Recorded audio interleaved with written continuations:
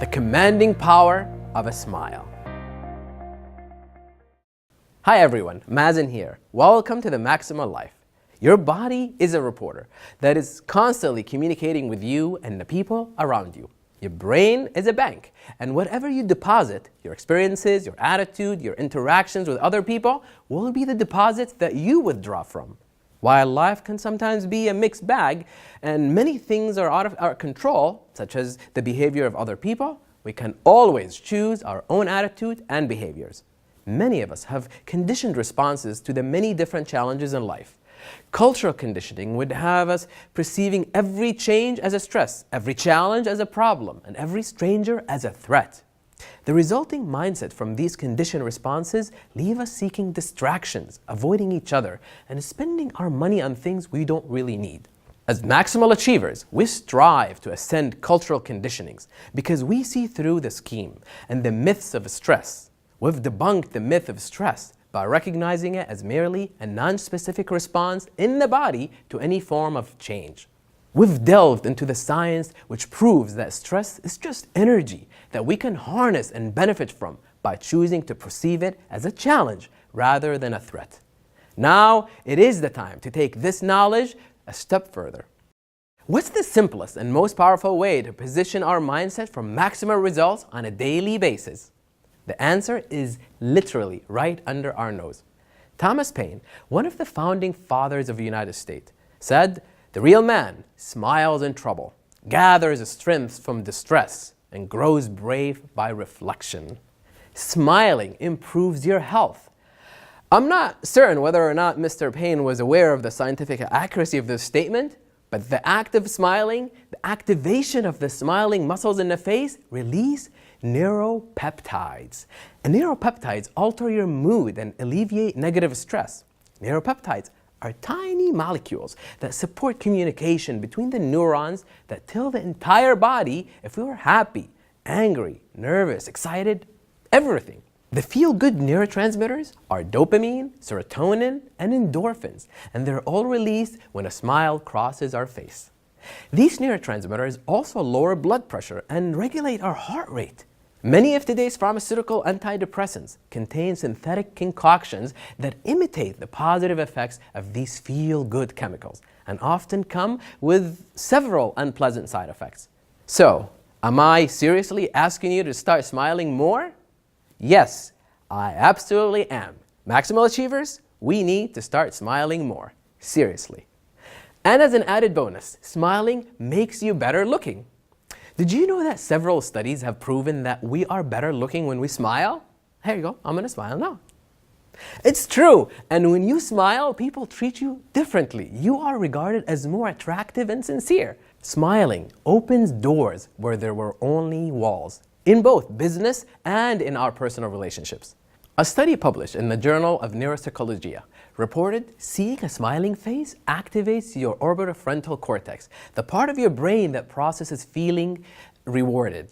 This means that when you give someone a smile, it is neurologically processed in a way that signals to someone else that they are being given a reward. Have you cracked a smile yet? Come on, let's see those pearly whites already. It's really that easy. And Stephen Hawking said, "Life would be tragic if it wasn't so funny." Emotional contagion is a powerful key to our sphere of influence, and a smile is about the most contagious emotional response that can be elicited between people. There is an actual part of your brain that is responsible for your facial muscles. It resides in your unconscious automatic response area. This means just as quickly as you would automatically pull your hands back from a scalding flame, you are just as likely to return a smile. In fact, it requires a conscious effort not to smile back at someone. When you smile, it biochemically boosts your mood. According to Marco Iacoboni, we all possess neurons called mirror neurons. Iacoboni says, the way mirror neurons likely let us understand others is by providing some kind of inner imitation of the actions of other people, which in turn leads us to stimulate those actions. In an interview done by Scientific American, Iacoboni stated, "When I see you smiling, my mirror neurons for smiling fire up too, initiating a cascade of neural activity that evokes the feeling we typically associate with a smile." What this means is that when you smile, the pathways in your brain will automatically release hormones that are typically associated with the feelings that accompany a smile. Your facial expressions send neurological signals to your brain, and the brain releases hormones that correspond with the feelings of being expressed by your face. Wow, that is some powerful influence. Just by changing the expression of our faces, we can reinforce positive emotions or even transform negative ones. Maximal achiever and spiritual guru Thich Nhat Hanh said, "Sometimes your joy is the source of your smile, but sometimes your smile is the source of your joy." And science proves that he is absolutely correct. Han also said, "We can smile, and everyone in our family, our entire society will benefit from our peace." In all of my studies, I've never come across a simpler or more rewarding way to have a positive influence on my family and on my team than by sharing a smile. Whenever I come across information that really stirs me to make a shift, my children often come into focus. According to some amazing research coming out of Boston College, 2 new studies examined how being absent while at work affects a child's psyche. As maximal achievers, we have a tremendous responsibility to our family and often to our community. Here's some great news. The study showed that our children's sense of well-being isn't affected by how much time we spend at work. But what does affect a child's sense of well-being then? Their parents' mood at the end of a workday.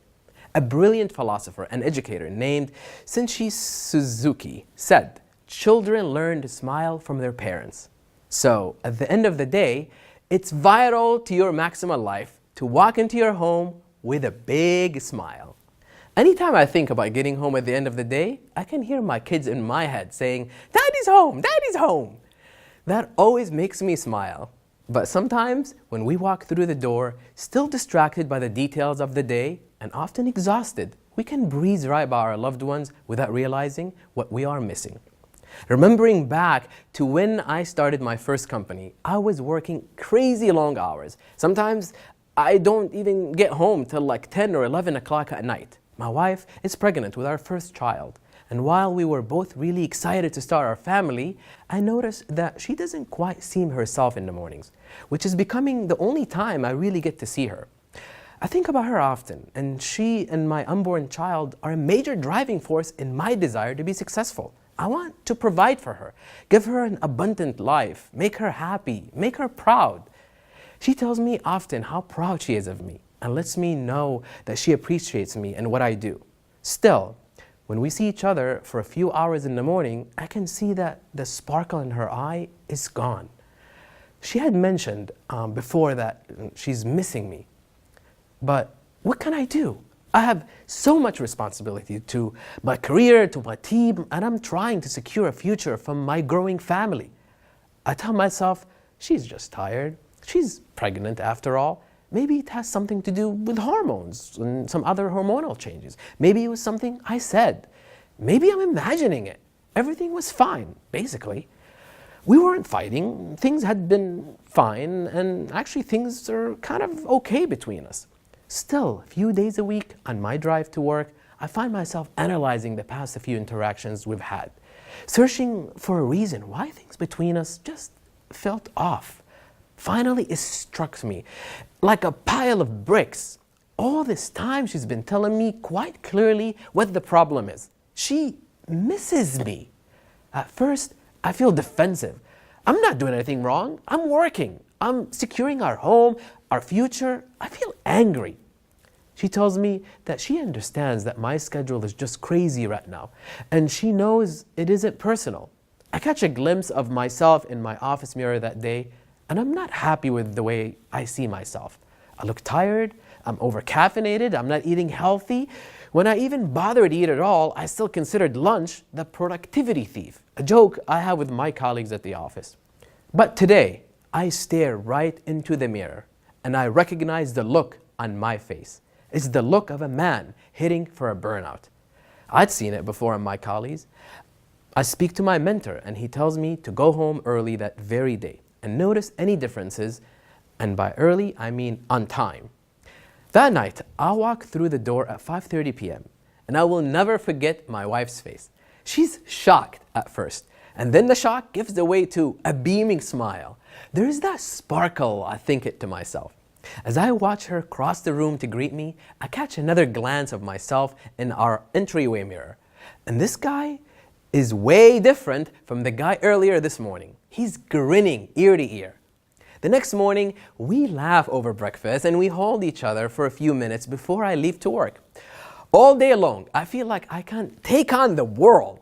At the end of the workday, I can't wait to get home.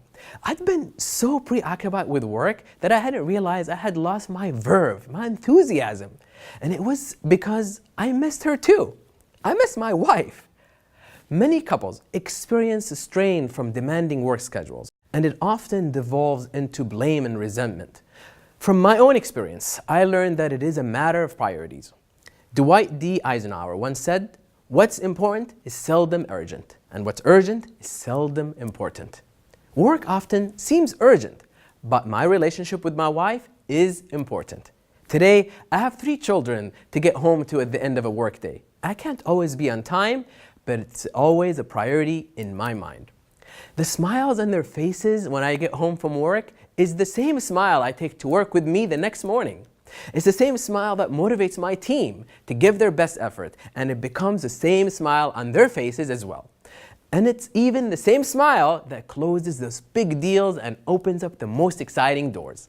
Even maximal achiever and entrepreneur extraordinaire Zig Ziglar says, "Be helpful. When you see a person without a smile, give them yours." The quality of our relationships with our loved ones, our team members, and our community feeds our power at its source. We are human beings. We're neurologically hardwired to live longer when we feel connected to one another. Connection is a pharmacy. I often remind myself of this old African proverb. If you want to go fast, go alone. If you want to go far, go together. Ever hear this saying, fake it till you make it? There is actual science behind this funny little saying. Now we know that just activating the smile muscles in our face can induce feelings of being at ease and even in the midst of a storm.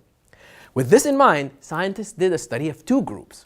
Group 1 was told to hold a pen in their teeth, which produces an expression somewhat like a smile. Group 2 held a pen between their lips, which produces an expression similar to a frown. And guess what? Group 1, the group that sat their pen in their teeth, were all consistently happier at the end of the experiment than the test group with the pen in their lips. Go ahead and try it. It's truly amazing that holding your face in a smile-like position will lead to a significant biochemical shift in well-being. Now, the moral of the story is that from now on, you should walk around all day with a pen in between your teeth. Just kidding. That would be weird. But now that we know feelings follow behaviors, we can actively realize how important little things can add up to be. Stand up tall.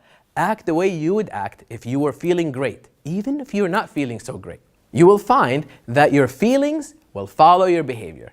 How do you get a mouse to smile? Say cheese! Smile more today, Maximal Achievers. This all-around boost is available to you every day at no cost whatsoever.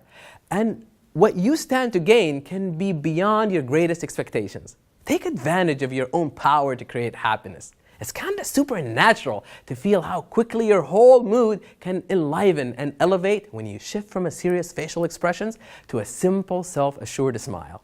Your family will smile with you. Your team will smile with you. And sometimes you will feel like the whole world is smiling with you. Thank you so much for joining me today. Leading a maximal life means leading a happy life.